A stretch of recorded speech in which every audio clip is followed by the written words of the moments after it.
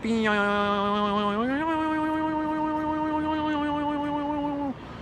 at this, everyone.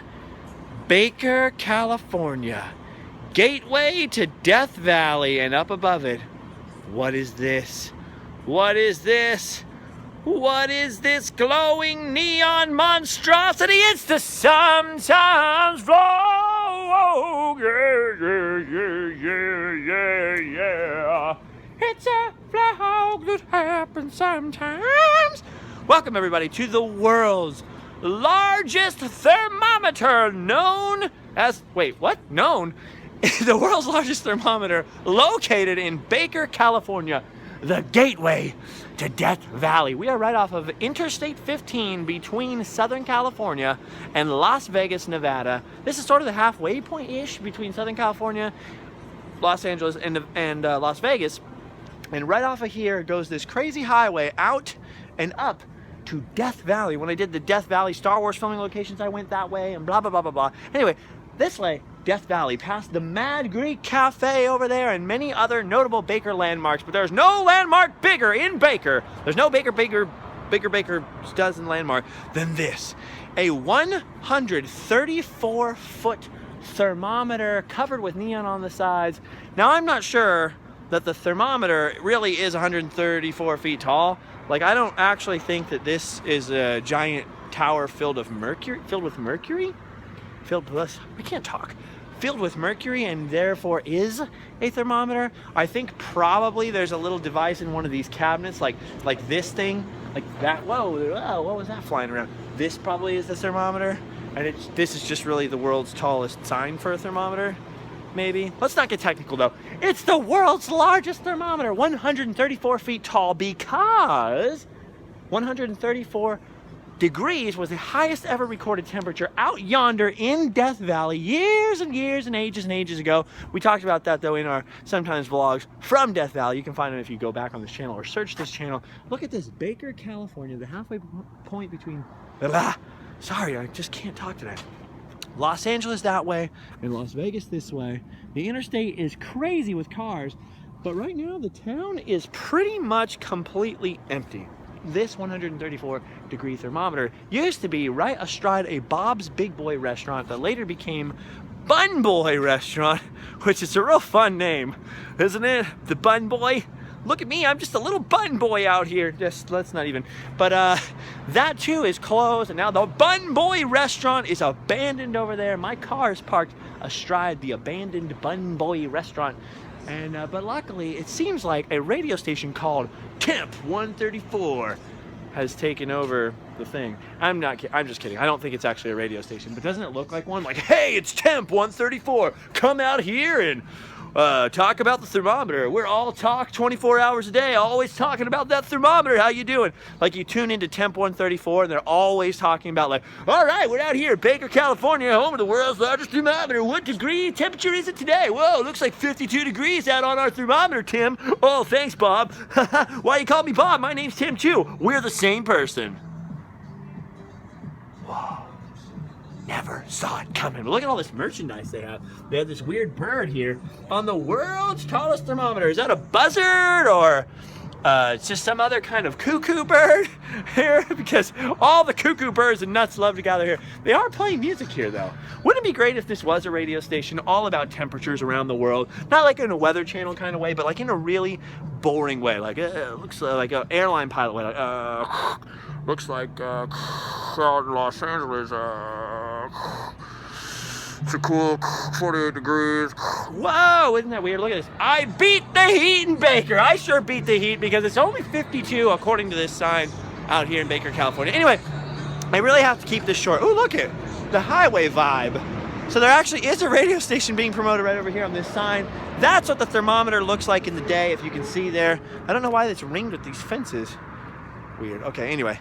I actually don't know. I have now questioned my original Bob's Big Boy becoming Bun Boy theory. There was a Bob's Big Boy restaurant that was a Bun Boy restaurant, and but I looks like I have got it wrong because look over here. There's a sign here that says the original Bun Boy restaurant established 1926. I'm about to learn on the vlog. You're watching me learn. My mind is blown. Let's see. Bun Boy Restaurant. Home of the best fresh strawberry pie and butter thin pancakes. Oh, how delightful. First opened here in Baker, California, 1956. Well, then why does it say established 1926 there? That's confusing. Founder Willis Heron and partner J.O. Failing. That's not a good name if you're a businessman. Hi, my name's J.O. Failing. Would you like to invest in my restaurant, Bun Boy? I think I might have assessed the problem already. Original building, 1956 to 1990, one of 3 restaurants in Baker. Restaurant was destroyed by fire in 1990, rebuilt and reopened in 1991, sold in 2000. Huh, must have become a Bob's Big Boy and then closed down, and then the signage was left. So, I don't know, now I'm totally confused. But apparently Bun Boy, the original Bun Boy restaurant, was right over there, and this granite tablet with a picture of one of those guys. I don't know if that's J.O. Failing or Willis Heron, but one of these delightful chaps is here. And this says 1956. This says 1926. Now, if this is the original Bun Boy, I almost kicked it as a gesture, but I don't want to kick a historical artifact. If that's the original sign, did they fudge the numbers on the original sign? Like, okay, it's 1956. What's going to sound like we're a reputable business? We don't want to say we opened in 1955. That's only a year ago. Let's say we opened in 1926. Are you 30? You're 30? Okay, let's just lie. So first of all, you're founded by a guy whose last name is Failing, and then you name your business Bun Boy, and then you establish your domain on a bed of lies, and you wonder why your business failed? Well, actually it failed because of fire, and then they sold it, so I don't know if it failed at all. But there you go. Look at this. There's a frying pan on this rock here because sometimes it gets so hot. It really is hot enough to cook an egg outside. Let's see what the plaque says.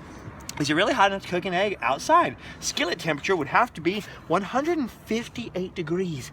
Come inside, temperature 134 gift shop to see what the current skillet temperature is. So they have a thermometer in here as well. The world's weirdest thermometer right below the world's largest thermometer. Now, you have probably cooked an egg on the sidewalk before. And you're probably thinking, how is it possible if it has to be 156 degrees and doesn't get 156 degrees in my town? Well, it's possible because the ground temperature is often much hotter than the ambient air temperature. So, for example, when the world record temperature of 134 point something degrees was recorded in Death Valley, the ground temperature was well over 200. If you go back in my vlog, I went to Death Valley in a heat wave. I'm pretty sure that was the title of the vlog. Death Valley in a heat wave. We were right out there in Death Valley. And I was out there, and the temperature, the air temperature was about 120 to 126 degrees. And so they said, and where we were at anyways, and the ground temperature, they said, was well over 200 degrees. So the temperature of just the heat radiating up at you was much hotter than the actual air temperature that you could measure, according to the park rangers and a very informative video that I watched at the visitor center. Anyway, 134 foot tall thermometer out here in Baker, California. Millions of people have done videos about it. Basically, I'm on my way to Las Vegas. I got invited to go to Las Vegas, and by extension, you got invited to go to Las Vegas. I get invited to do all kinds of weird stuff, and it's not just because I'm so fun.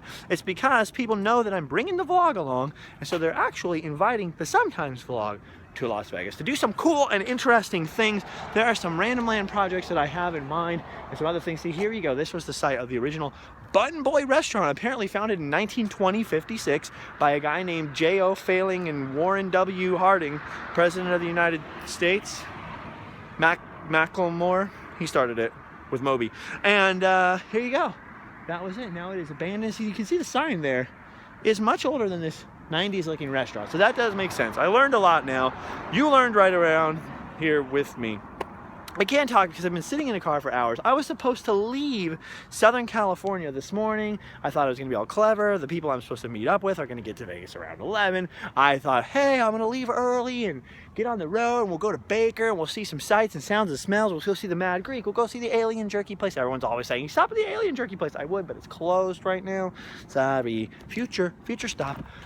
And of course, the world's largest thermometer here in Baker. But then what happened was, right as I was leaving, well, first I had to go to a camera store and purchase a new camera, which really hurt my soul, watching money be spent. But my camera, as you may remember, when I was in Paris, there was a camera. It roached 2 days of footage. It just ruined my, it didn't ruin my trip, because I had a positive mental attitude, quest for positivity, and I decided to take the good from the situation and just go to town, get some work done, and just forget about it. Just don't even worry about it. Can't change it, just move ahead. But it destroyed 2 days of footage. I needed to get a new camera. I got the new camera, hallelujah. But it was kind of making me a little bit late, and I was like, okay, cool, I'll go home really quick and change my clothes or do whatever. And then I hit the road, and then there was this little ticking sound. I checked, and sure enough, there's a massive screw in my tire. Screw you, tire, is what the road said. So then I had to go back home again, and my brother, luckily, was cool, and had a little tire patching kit. So we patched this tire right here from the massive screw puncture, and I'm just hoping that it holds together. You hear me, baby? Hold together. And then while we were doing that, we decided to put on my brother's Christmas present to me onto the vehicle, which is and are these. I know you can barely see them, but those are louvers. Now, if you guys remember my old car from back in the day, from last Christmas, my Christmas present from my brother last Christmas were louvers for my Mustang. Let's see if they can shed some light on the subject. No, we can't, so forget about it. Were louvers for my Mustang, and then that Mustang got in a wreck. And so this Christmas, for Christmas, I opened a box, and it had 2 flat triangles of wood painted to look like louvers. And he's like, here you go. I gave you louvers before, and you crashed the car, and now the louvers are gone. And I was like, this is a good joke, but it's so cruel. And then about 15 minutes later, I opened a bigger box, and it was another set of louvers. And me and Allie were there on the couch next to him, and we laughed. And we laughed, and here we are about 7, 8, 9, 10, 11, 12, 13, 14-ish days later, 2 weeks later, and finally we put the louvers on the car. So Miss Lucy the car, or the Mustang as some of you call it, has got louvers on it, and I am louvered once again. The reason why louvers I think are so cool, even though a lot of people think they're stupid and cheesy and make your car look like a roly-poly, tough but fair, is because my dad had a 1970 Boss 302 Mustang when I was a little kid, and something happened, the clutch blew up or the gearbox or something. The gears flew through the hood. Crazy stuff happened to that car, and it was always in pieces when I was growing up in this garage and his apartments that we lived in, all ghetto and everything. And the one cool thing he had was this awesome car that was in pieces, but someday it'll go back together. And unfortunately, he had to sell the car. Many of us have to do these things. You got to sell your guitar amp or sell your car or whatever. And that car had to go. Of course, not even 10 years later, it became a crazy classic car worth all kinds of crazy amounts of money, and I will probably never be able to afford a 1970 white and black, really cool looking Boss 302 Mustang. But it was a dream of mine to always own a Mustang and to have those cool louvers on it. Well, I got the side louvers down. Rear louvers are like $500. I don't know if I'm ever going to be able to afford those, but my brother thankfully gave me a Christmas present of side louvers. I don't know why I'm talking about this so much when you can't even see it, but there you go. That's how my day went. And once, we were doing that, then the traffic was all crazy, and I had to wait till 7 o'clock, and now I'm on the road to Vegas shortly before midnight, and I'm trying to keep the vlog short and sweet so I can upload it on the go. I apologize if it uploads in low quality. I apologize for its shakiness. I apologize that the world's largest thermometer was only a tiny piece of the Sometimes vlog, and it should have been the whole shebang. I promise you, we will be back in Baker, though, as long as I have breath left in my feeble, weak old body. We'll come back and see the world's largest thermometer again, and some of the other wonderful jewels that Baker has to offer. Death Valley is on my short list of places I want to visit real soon. So there you go, world's largest thermometer. I'm trying to see if I can get a hold of an RV for a week or two, and then use that to do some desert probing at some point. Ooh, that sounds weird, but it's alien related and Bun Boy related. There's so many stars up there that I honestly thought there was a bunch of balloons in the sky for some reason, because I'm from Los Angeles where we don't have stars except for George Clooney.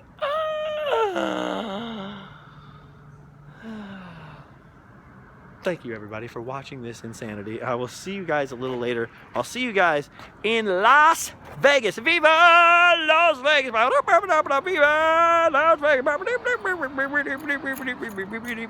This is why you got to pull over. You got to pull over, just like the little handbook says in driver's ed, and get wild and get loose and see giant monuments and be silly pants, so you can get back in the car refreshed, cold, numb fingers, awake, aware, safe, and drive like a crazy man all the way to Las Vegas, where you gamble your last $2 and win it all, or lose it all. All right, see you guys later. World's largest thermometer. Yippee, we did it. America.